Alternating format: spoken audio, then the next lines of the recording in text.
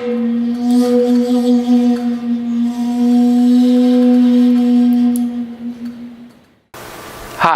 I'm John DeArmond with the Coquille Ice Sword Group, and today we're talking about Article 14, so let's go ahead and dive in. Article 14, Surviving the Critical Moment. If you are at a distance in which the swords of both sides can strike at any time, and you try to strike your opponent with your sword and see that this gives your opponent an advantage, that is to say that your opponent will be able to survive the critical moment before you, you should overcome the moment before your opponent by clinging to the opponent with your body and legs. After you have survived the moment, you do not have to worry about yourself anymore. This should be considered with the previous and following chapters. So, this is another fairly simple one to understand once you sort of wrap your mind out to exactly what we're talking about here. So, let's say that me and Techie, me and the opponent, are moving into distance. We're moving into distance, and maybe we've had an exchange, but our Ma'ai is still at that super close range where we're basically just a half a step from hitting each other. If I go to swing at him, maybe I catch his timing, slip, and I'm coming in. If I see him begin to transposition, right, to move around my attack, to kind of try and achieve Taino-sen on his own, right, to get that second initiative to come behind my attack to work on me, what most people will do in this situation is they'll try and void, right? I'll swing, I'll see him swing, and I'll try and void away while I sort of cover with the sword, or I'll try and void away while I slash the space between us to try and interrupt his entering rhythm, right? What Musashi is advocating for is the opposite.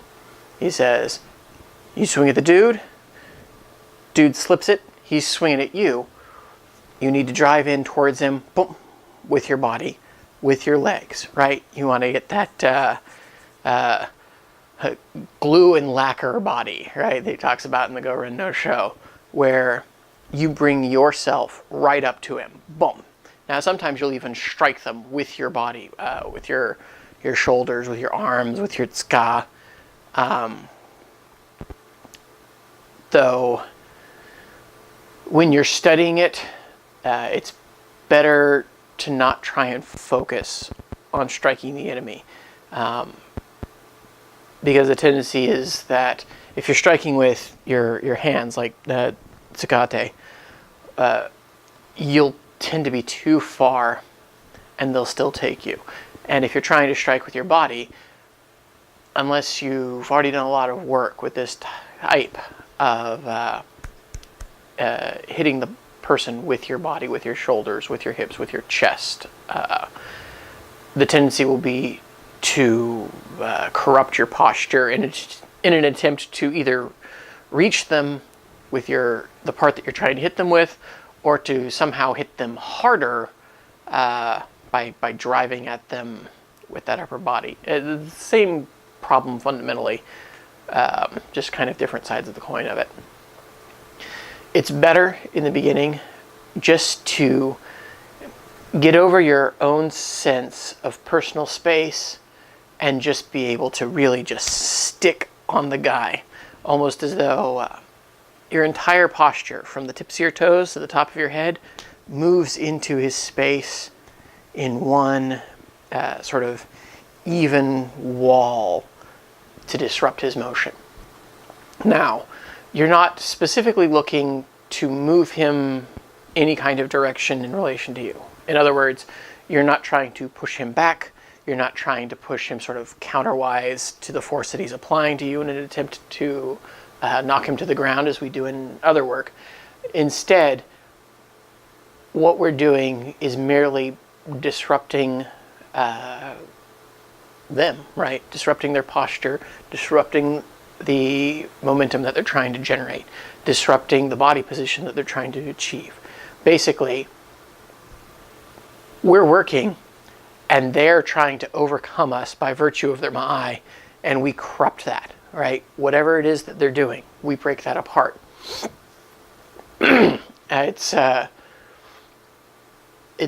It's fundamentally a very simple thing to do, and it doesn't really require a lot of practice to get your body in the right place. It's more of a mental difficulty with people typically, because they spend too much time kind of thinking about it, right?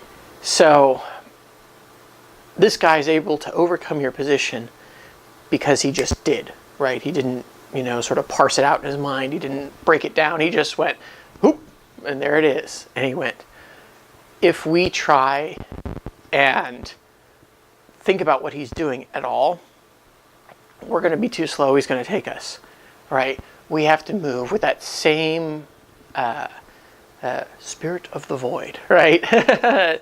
Mushin, right? To be able to equal his time, right?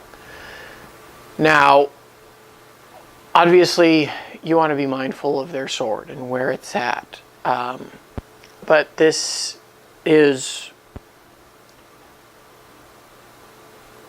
not as much of a concern as somebody unfamiliar with the work might assume it is, right?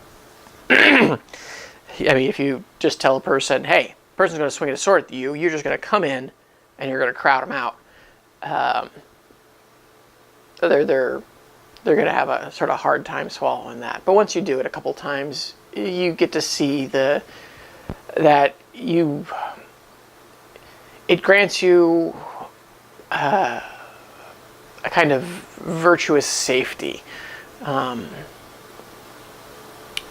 assuming that you're moving well, right? If you move poorly, if you lean, or you try and push them away, or you keep yourself away, then they have the space and they can take you.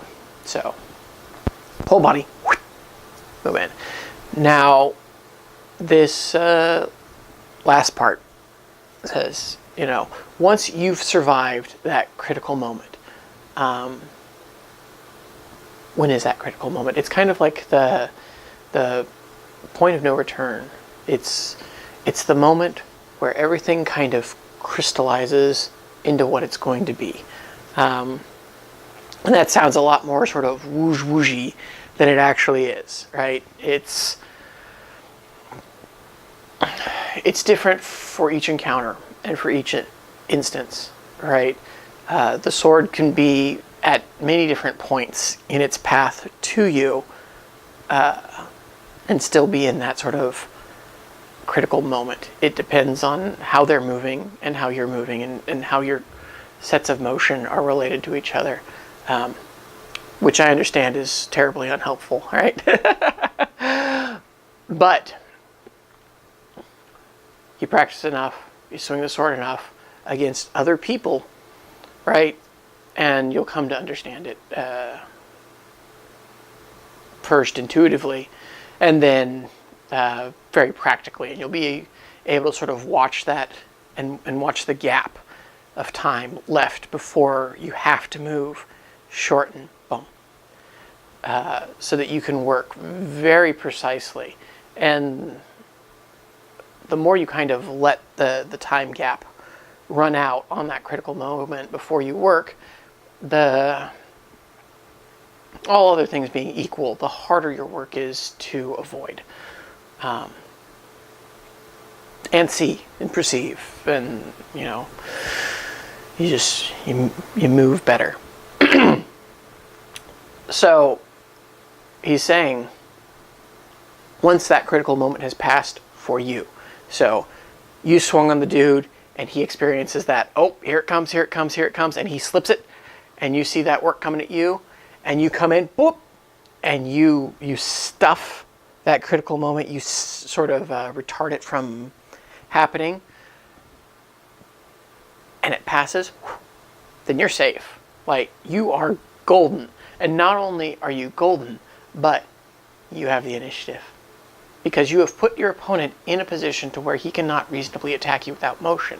But you've put yourself into a position where you can attack him at will because your body has moved into position first. Now he talks about this being connected to the previous chapter on timing, right? And on the next article, rather, which has to do with the kind of order of operations of your attack, right? In what sort of sequence things preferably tend to occur. And this is exactly that, right? We've moved our body into that position, and they are pooched, right? We have everything on them, and we can cut them down with ease, right? Sort of at our leisure when the moment's right. So, the key here is, of course, first to learn to perceive that critical moment. And there's nothing for this but practice, right? There's no at 47.5 degrees, that's when you move. It's not like that. Though some other styles have teachings and philosophies regarding that are counter to our idea, that there are specific universal points at which you've crossed that sort of the point of no return, so to speak. So take from it what you like. The second part is, with that knowledge, what do we do with it? We enter. Boop. We stuff them. Boop. Right? We displace them a little bit. We rock their work a little bit. And of course, this is a broad concept.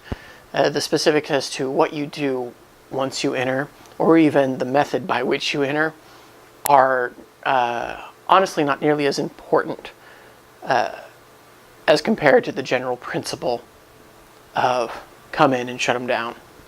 So that's that, right? It's really simple and really easy once you get the work in. So, as always, if you want to understand this work, you have to pick up a sword and go train.